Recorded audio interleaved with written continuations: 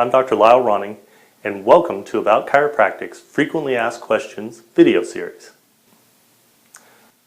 Today's most frequently asked question is, why is there a popping sound when a joint is adjusted? Adjustment or manipulation of a joint may result in the release of gas bubbles between the joints, which may cause a popping sound. The same thing occurs when you crack your knuckles. The noise is caused by the change of pressure within the joint, which results in gas bubbles being released. There is usually minimal, if any, discomfort involved. Thanks for visiting About Chiropractic Frequently Asked Questions video series. Visit my website at drronning.com to check out our office and download a coupon for a free office consultation so we can get a chance to meet and talk about your condition. Have a wonderful day, and I hope to see you soon.